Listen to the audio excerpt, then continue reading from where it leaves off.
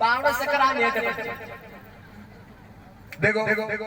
यो आदिवासी को ब्याह मां चामुंडा को ब्याह ने कोई भांड पाया वो खेले और ने कोई नाटक फाटक तुरक लगी को खेले मां जगदम्बा को ब्याह हतेड़ो बाबूजी का भूपाजी का जागरण बड़ा छुड़ाई मनक तो घना बेटा वा बड़े लोग एक कवच की डाका पावे काके बाग में काग लगावे कंटा रो मनक घना बेटा बाग करना मल्ले न बल्ली वस्तु को जो आर साथी बोल पियो थी डोडो पड़ जा मुंडा में लगा आको नसीब हो गया न पड़नाया हौ यो तो बाड़ो गोटा में सेटा के पीछे घर गई के वो था को देव दी मार मार के यो रोती